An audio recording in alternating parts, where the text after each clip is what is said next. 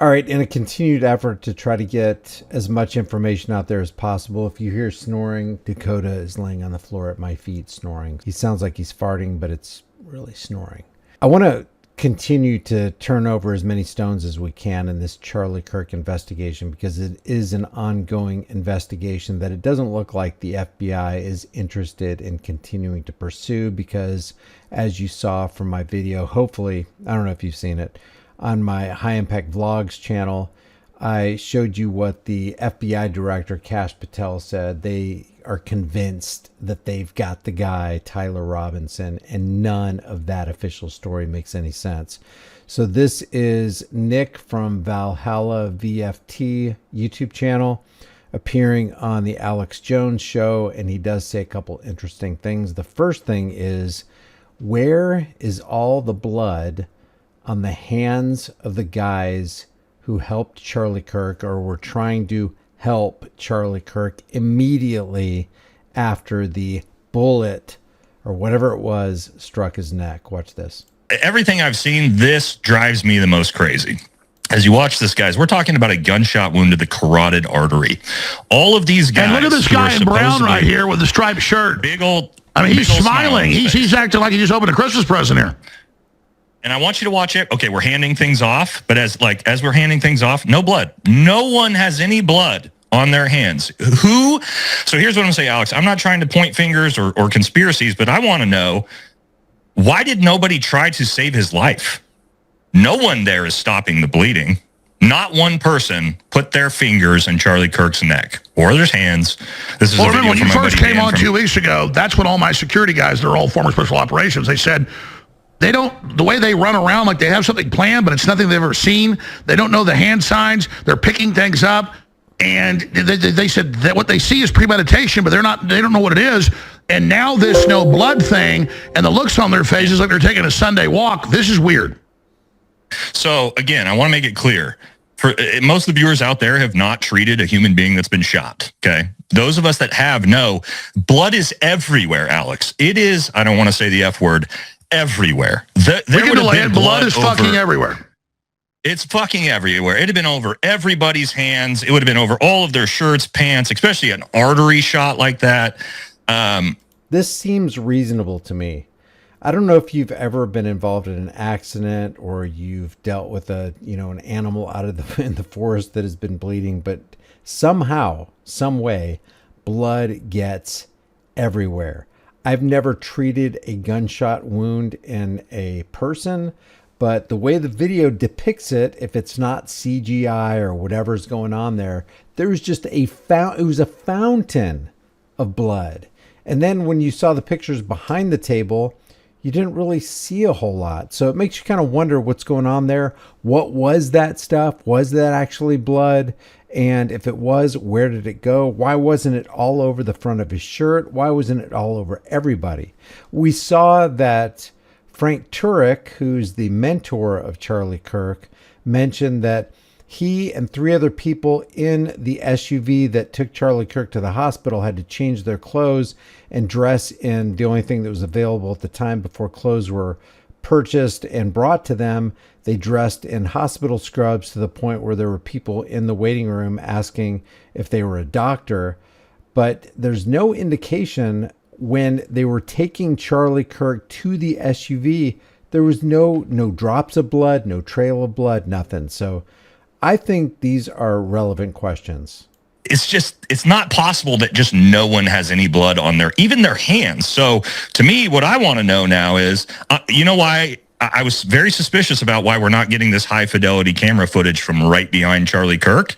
And now I want to know that TPUSA could put an end to all of this speculation, because it is a high def camera that's behind them. This is one of those cameras that they set up at every one of these functions. And we saw the guy take the camera down and do what looks to me like taking the SD card out. And then there's the other high resolution camera that was stationed to Charlie's left, the audience's right. Where's the footage from that? I mean, you've got so many people speculating on what they think happened, but they can only speak from grainy, low definition footage like this right here. They could put an end to the entire thing by showing exactly what happened under that table. What were the first aid measures that these guys were taking? Where's all the blood? What truly happened? What happened at the back of his neck? What do we see? Candace Owens says she's seen it. And for some reason, she's chosen to be a gatekeeper. And she says she's seen clearer, or has possession of clearer footage than the footage that we have access to. Why isn't she releasing that? Show me that footage. Because that footage is going to show me exactly what you're doing to treating Charlie Kirk. And I think, again, I'm not a conspiracy theory guy. Alex, I think, I've been on your show enough times that you would agree I'm very level-headed with this stuff. Tell me why, Turning Point, no one treated Charlie Kirk. No one tried to stop the bleeding. You can see it right here. No blood on anyone's hands. Weird things being passed off. Bizarre. Absolutely bizarre. So I'm not willing to say that. And that's interesting, because that's the first thing that Candace said when she said that the guy who took the camera down showed her what the camera actually recorded. The very first thing she said was, I didn't see any blood. There was no blood. How can that be? What's going on here? And that's another thing with Candace. When she saw the video footage that the guy who took the camera down showed her, she just spent a whole bunch of time telling us what she didn't see and didn't say anything about what she did see. Why? This is nefarious, but I am willing to say nobody tried to save his life. I'm 100% confident in that. I can watch it right here in front of me. And then the question is why? Well, I've seen the blown up videos of them when they're taking him out of the truck too. And you look at their shirts and stuff. I know they're far off videos, but I don't see it either. There's an argument to be made that because he got shot in the carotid, potentially if the heart got impacted somehow and it stopped immediately, all the blood would have already evacuated out of his body before he got moved. Okay, let's say hypothetical that's the case. There's still no blood anywhere on any of these people that supposedly treated. You can watch their hands. And as you let this clip play out, we see all of their hands. All of these guys, both their hands, both their sleeves. There's no blood on anybody. And we're left to just trust the video that we see. We don't even know if it's the original video. We don't know how much it's been tampered with. Now we have all of these experts coming out of the woodwork telling us their experience. And those are like, there's no possible way. To me, it seems reasonable to say that somebody would have blood on their hands, literally have blood on their hands, if not all over their pants and everywhere. How can this possibly be? And this handing stuff off while they're supposedly, like, why is nobody, Alex, when you're talking about a carotid artery injury, what I'm doing immediately when I roll up on somebody and they've got an arterial wound, I'm burying my hands inside of that wound before. Nobody's taking a shirt off. Nobody's getting gauze. Like, you don't have gauze? Get a shirt off. Give me some clothes. I need to pack that wound. And by the way, even low-level, not very well-trained security knows to jam gauze or clothing into a wound. Or at least your thumb. Get your thumbs down in there and actually stop the bleeding if you can, until you can get somebody to bring you help. But I can tell you, I watched this clip, none of that was done. So are these guys, they just had no trauma? And also some speculation that this guy, which is the bodyguard you see in almost every one of the videos standing behind Charlie Kirk at his campus events, they're saying that he's wearing meta glasses and that he either pushed the side button to start recording or stop recording. Medicine experience. None of these guys that are his personal security have ever done trauma medicine. I teach trauma medicine courses, Alex. And this is just not.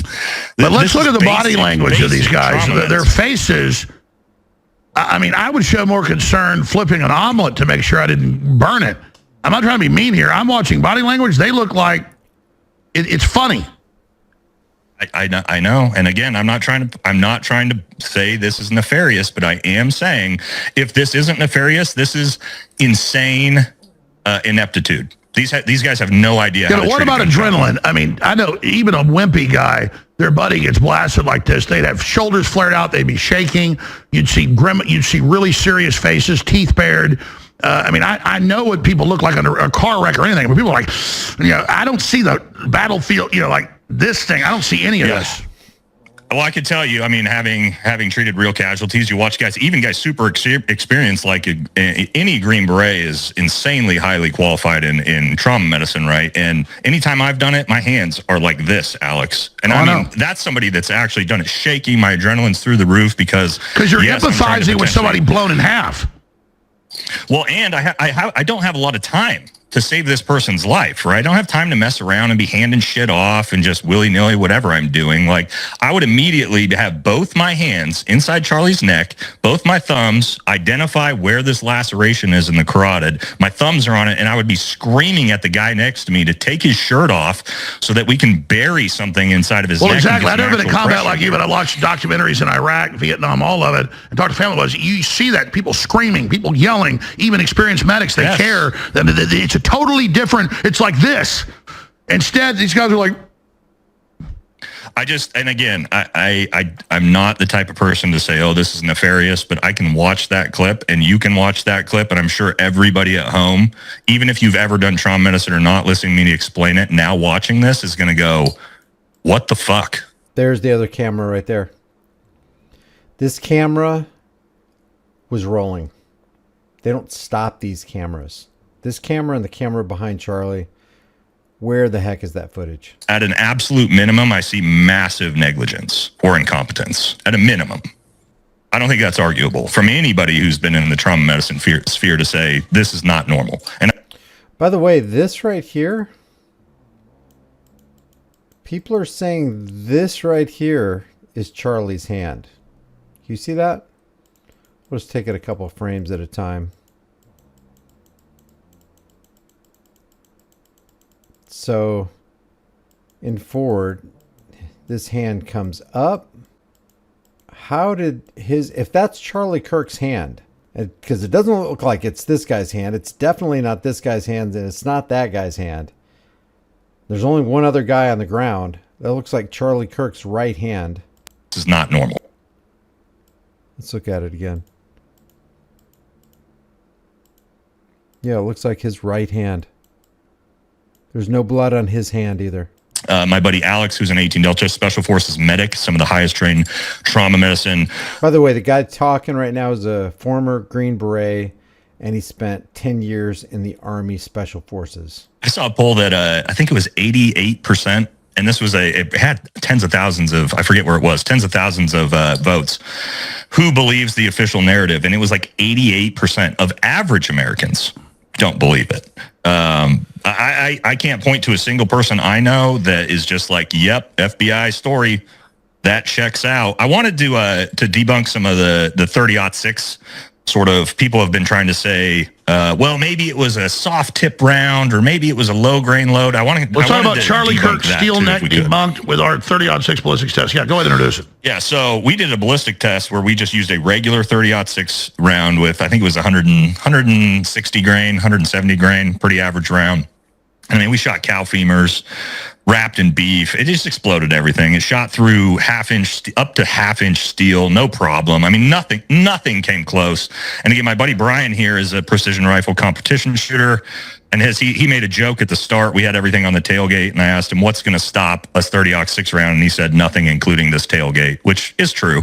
But I've heard people have said, oh, well, it was a soft tip round. Well, you know, as a guy like me that just happens to have all these things, I've got a soft tip round here. Alex, I'm sure you as a hunter know. People say, oh, it's a soft tips round. A soft tip round, guys, is actually designed. It doesn't have copper on the end.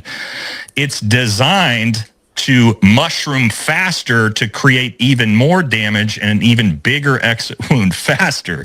So the people who are saying, oh, it was a soft exactly, tip that round, would have blown his neck probably 80% off. Yeah. A soft tip round would have decapitated Charlie in front of everybody. So that's a little silly. Now, and I'm also hearing, Alex, I'm sure you might be hearing this, oh, well, it was a low grain load. Let me talk about that. Let's talk about a low grain load. Let's say, let's knock off 1,000 feet per second, just to make it obnoxious here, right? That's how low of a grain load we did on this reload. We're dropping from, on average, 2,500 feet per second to 1,500 feet per second. Okay, well, let's talk about a 9mm round, Alex. 9mm rounds moving at about 1,000 feet per second. And why do we use hollow point rounds? Why do police use hollow point rounds in a pistol that's for more knockdown power? That, but also because it's going to punch through And you want that hollow point round to fragment so it doesn't punch through and kill innocent civilians. So when we're talking about, let's say you drop 1,000 feet per second off this 30-06 round, it's still moving at, let's say, 1,500 feet per second. The round is 3 times bigger than a 9mm round. So if a 9mm round is going to punch through most humans, what do you think a 30-06 round is going to do at even just 1,500? It's going to blow through his neck like butter. It's not going to make any difference. So all the people, and then there's also the angle. Okay, this is what I want to debunk too. Oh, it was a 9-degree slope. Let me look at this. This is Charlie sitting straight up. This is a 9-degree slope, as-ish, we would say. As the round comes in and hits his neck, people want to say, oh, then it refracted straight down at an 81-degree angle into his spine. That's not how Newtonian physics works. It's not how ballistics works. If it hits, even if it hits something very hard, it's going to hit his vertebrae, which is not hard. It's going to barely change the angle. It'll refract it down a little bit. So Charlie would have had to been shot at an extreme angle for that to actually make sense. Absolutely. That round's so powerful. And that's what Chris Martinson is saying from Peak Prosperity, saying that Charlie Kirk was hit at an extreme angle. I'm not sure what the degree angle he's saying he was hit at, but they're saying that when he was hit by that bullet and the shirt puffed up, that's the cavitation where the bullet is actually making its way through. And he makes a pretty compelling case for that. But this guy right here is saying it would have to be at an extreme angle to do what these people said it did. Powerful. I bet it wouldn't even deflect any at that range. I mean, maybe a couple degrees, Alex, but it's not refracting 81 degrees straight into the ground. That's not how Newtonian physics works. So if your argument breaks the laws of Newtonian physics, I can't get behind it. And then moving on, Tyler does not have a rifle with him when he walks on the roof. Yeah, I've seen the video. Let's play that. This is really proof that we're being lied to right here. So I want to look at, when we look at this, everybody who says he's got it in his jeans, oh, it's not in his jeans, it's up his back, right? Okay, well, we can see every angle in high fidelity. There's no rifle in his jeans. You couldn't even put the barrel broke down. I wouldn't exactly call that high fidelity. Down in there, it'll be sticking out. Look at his back. There's no giant 30-06 barrel, or not barrel, excuse me, buttstock coming up the back of his neck. As far as I can see, we played this a few times, he has no rifle at all. Even this tiny little backpack, I'm not sure could even fit a broken down. You couldn't even put a compact AR-15. M4 in that backpack. I don't think so. So anybody who wants to tell me it's a broken down 30-06, I mean, I got one right here. I want to talk about this too. This is a 22 to 24 inch barrel. That's 2 feet. The barrel, even broken down, isn't fitting in that backpack. So where's his rifle, Alex? Unless that's not unless this is not footage of him, or it's not footage of him going to the roof, but the FBI tells us it is. There is no rifle in his pants. There's so many inconsistencies and holes in the FBI story. It's almost like the FBI tried to make the story as ridiculous as possible and create as many holes as possible just to see if anybody's going to believe it. And even if they don't care. They're still going to railroad Tyler Robinson in the monkey trial. And we didn't even get into the rifle picture. I mean, we don't even have time. That the supposed rifle picture we've all seen, the viral rifle picture, that's basically a modern Walmart synthetic plastic with stainless steel 30-06. That's not Grandpa's old 30-06. I got one right here. Yeah, exactly. This is a World War II. Grandpa's are beautiful wood and blued. Yeah, that's Grandpa. Look at that. This is World War II era 30-06 right here. That is not what you saw in that picture. So what is that rifle? Where's the real rifle? Like, they didn't start making those rifles till the 90s. Here you go. That's a modern synthetic buttstock with stainless steel. Yeah, that looks like a Ruger 30-06 to me. So there's none of those in pre-World War I. That's not a thing. So what is that? Where did this come from? Apparently now the FBI is saying, no, we never said that's the rifle. Okay, so maybe it's a time machine. You know, maybe Doc from the Back to the Future brought it back, because I didn't see those synthetic stocks. What about like 1990? Yeah, it's pretty. I would say probably the 80s and 90s. Well, I know M16s were synthetic in the 60s, but I mean, they didn't start having consumer stuff to what like. Nothing. Again, I've got multiple Browning Belgian-made pre-World War II 30-06s. None of them have synthetic plastic. That's not a thing. So if you have anything to add to this, leave your thoughts in the comments section below. If you like these commentary videos, maybe you'll like some of my others. Check out my most popular playlist. I'm sure there's some videos on there that you haven't seen yet. If you want to support the channel, Keep your money. You can do this for free. Just like this video, share this video, comment in the comment section. It helps combat the algorithms. Subscribe to the channel and hit that bell notification icon. I will see you in the next video.